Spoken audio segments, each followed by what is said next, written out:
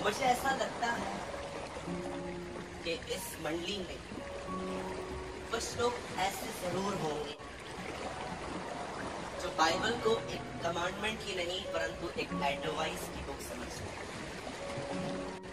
बहुतों को लगता है ये एडवाइस है, हाँ प्रार्थना करो, पर मैं आपको बताना चाहता हूँ प्रार्थना करो ये एक सलाह नहीं, ये आज्ञा है, और आज्ञा न मानना पाप है। मैं ये कहना चाहता हूँ जो व्यक्ति प्रार्थना नहीं करता वो पाप करता है। आपका जब मन करे तब प्रार्थना करेंगे, जब आपको ठीक लगे तब आप प्रार्थना करेंगे, जब आपको ठीक न लगे तो आप प्रार्थना करेंगे। आप 2 महीना प्रार्थना नहीं करेंगे, फिर 6 महीने तक उपवास प्रार्थना करेंगे। खुदा को ये चीजें कोई जरूरत नहीं है आपको। कितने लोगों ने बाइबल के अंदर ये वर्ड पढ़ा है, give us our weekly bread, पढ़ा है कोई? किसने तो पढ़ा होगा? जो सोए हैं कहेंगे जय मसीह की। चल मुझे पता है कभी कभी हम लोग पढ़ा। क्या आपने बाइबल में कोई ऐसा वचन पढ़ा है जिसमें लिखा है give us our weekly bread, हमारे हफ्ते भर की रोटी हमें दे? हाँ, परमेश्वर एक हफ्ते का मन्ना एक दिन में दे सकता था, लेकिन फिर भी वो उन्हें हर दिन बुलाता था।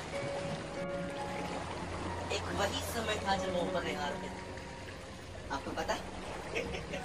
और परमेश्वर तरस जाता था कि कब ये ऊपर देखेंगे, चलो भाई मरने के बहाने नहीं पर देखो तो सही। आज भी परमेश्वर बहुत सारे लोगों की दुआओं के लिए तरस जाता है। आज मैं आपको समझाना चाहता हूँ कि आपके अंदर जब आप अकेले हो तो परमेश्वर से मुंह खोल के दुआ करने का, और जब आप पब्लिकली हो तो आपको परमेश्वर से मन में दुआ करने का एक जुनून होना चाहिए। हर समय मुंह नहीं खोला जाता, थक जाएंगे।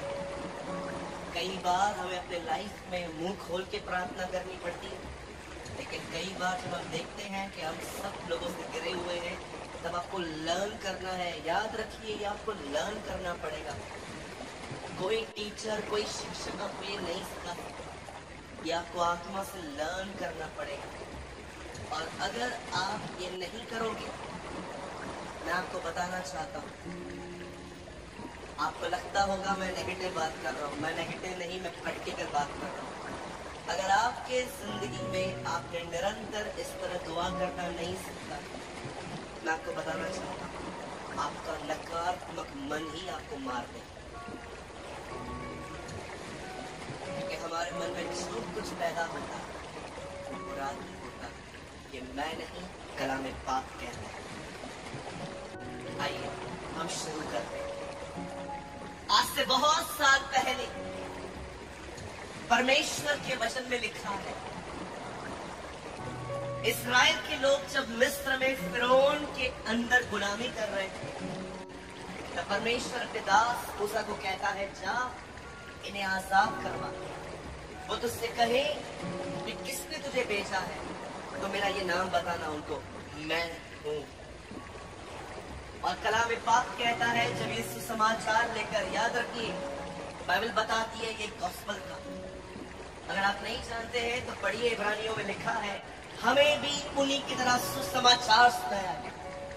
ये गॉस्पेल था कि मैं हूं ने मुझे भेजा है, जैसे यीशु मसीह ने कहा पिता ने मुझे भेजा है। ये एक तरह का गॉस्पेल था, इब्रानियों में लिखा गया है हमें भी उन्हीं की तरह सुसमाचार सुनाया गया। सुसमाचार को उर्दू में कहते हैं खुशखबरी, इंग्लिश में कहते हैं गॉस्पेल। और वचन कहता है जब वो वहां से निकले तो एक ऐसी जगह आई जहां से वो पास हो रहे थे, और उन्हें रास्ते पर एक ऐसी जाति मिली जिनको कहते हैं अमालेक। वचन कहता है जब अमालेकी और ये लोग सामने सामने आए, 20 लाख से अधिक लोग, और आगे मूसा और उसके आगे बादल का खंबा, जब वो उस देश की तरफ बढ़ रहे थे, परमेश्वर का वचन कहता है एक ऐसी जगह आई जहां पर वो जाति से टकराए जिसका नाम था अमालेक। और जब ये लोग उन पे लड़ रहे, उनके सामने आए। वचन कहता है इनकी आपस में फाइट्स हुई, हाथों हाथ फाइट्स। और परमेश्वर उस समय मूसा को कहता है अपने साथ 2 लोग ले और पहाड़ पे चला जा। और जैसे वो पहाड़ पे जाता है, वचन कहता है उसने नीचे देखा, ये दोनों जातियां लड़ रही थी, इजराइल के लोग और अमालेक की। आप जानते हो जब मूसा ने ये देखा, परमेश्वर मूसा से कहता है अपने हाथ उठा, ऐसे। जैसे वो हाथ उठाता है और खुदा उसे कहता है देख नीचे देख। जब वो नीचे देखता है तो क्या देखता है, इजराइल जीत रहा।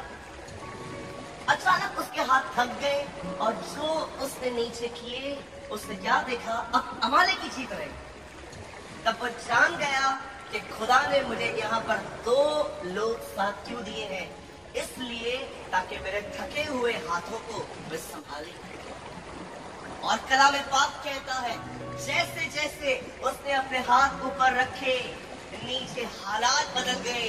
और वचन कहता है एक व्यक्ति की प्रार्थना के कारण, वचन कहता है इस्राएल जीत गए। लिसन, आज से बहुत साल पहले परमेश्वर के वचन में लिखा गया है, एक व्यक्ति था, वो जानता था कि परमेश्वर एक ही है और उसका नाम, परमेश्वर का नाम यहोवा है। वो यीशु मसीह को नहीं जानता था, वो उसे यहोवा नाम से पहचानता था। जैसे हम आज ट्रिनिटी को जानते हैं, Father, Son and the Holy Spirit, उस पर कभी प्रकट नहीं किया गया था। वो मात्र जानता था कि मेरा एक ही परमेश्वर है जिसने मूसा के द्वारा शरीयत दी है मुझे। और वचन कहता है जब वो गुलामी में चला गया, वो बचपन से वहां पर एक ही परमेश्वर के सामने झुकता था। एक दिन जब उसे गवर्नमेंट एम्प्लॉय बन गया, वो एक सरकारी सर्वेंट बन गया, एक गवर्नमेंट का सर्वेंट बना।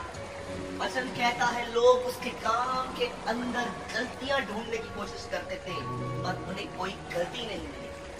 और अंत में उन्होंने एक बात देखी कि इस व्यक्ति के अंदर सिर्फ एक ही दोष लगा सकते हैं हम कि ये व्यक्ति परमेश्वर को छोड़ किसी के सामने नहीं झुकता।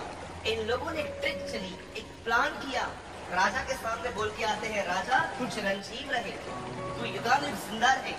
हमें ये बहुत अच्छा लगेगा कि अगर हम हर दिन तेरे सामने सजदा करके उसके बाद अपने कामों पे जाएं। राजा ने कहा यस, डन, हो गया। और जब दानियल को ये बात पता चली कि फतवा निकल चुका है कि राजा से विनती की जाए और किसी के सामने हम नहीं झुक सकते, तब परमेश्वर के वचन में लिखा है वो जानता था जो ये न करेगा वो मरेगा।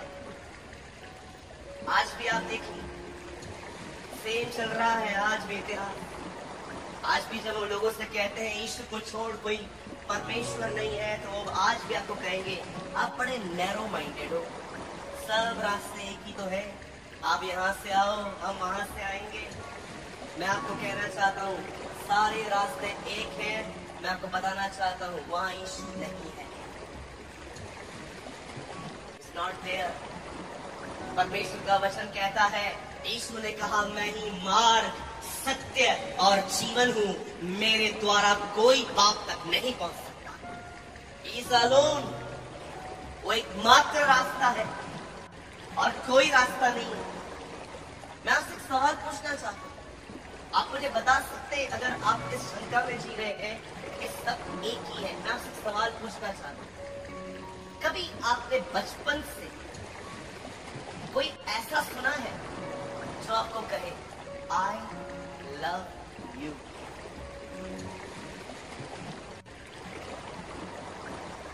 कोई सुना है आपने जो बचपन से कहे आई केयर अबाउट यू, मैं तेरी चिंता करूं?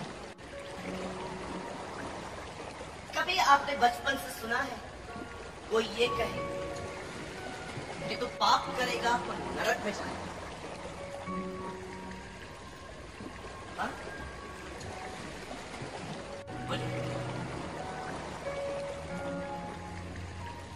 ये किया तो ये हो जाएगा, ये नहीं किया तो ये हो जाएगा, इस दिन पे नॉनवेज खाना तो खत्म हो जाएगा। Rules rules rules rules rules. खुदा किधर है? दुनिया कहती है जैसी करनी वैसी भरनी, पर बाइबल बताती है जो तुमने किया है उसका उस पे भुगतान किया। That is the reason gospel is unique. और मोशर ने कहा यीशु का पुनरुत्थान इस बात का सबूत है कि जो उसने क्रूस पे किया वो स्वीकार किया। अगर वो पापी होता ना तो परमेश्वर उसे कभी मुर्दों में से नहीं चलाता। आज देखिए कितने सारे हैं पर एक ही खाली कब्र है। Only one. Yes. सब चले गए, लेटे हुए हैं, समाधियां, परम पूज्य सब बैठे हुए, एक ही है जिसकी कब्र खाली है, वही यीशु मसीह है।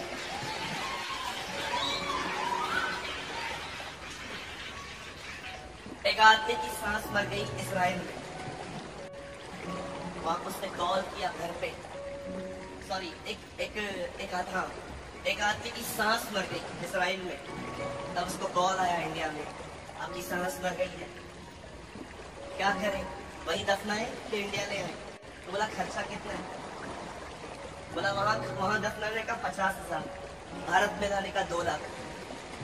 एक दिन के बाद कॉल करके बोलता है यही लेकर आओ। बोलते यहाँ ज्यादा खर्चा आएगा, उल्टा वहाँ सस्ता है। बोला नहीं, मैंने सुना है वहाँ का इतिहास बहुत डिफरेंट है, तीसरे दिन लोग मुर्दों से जिंदा हो जाते हैं।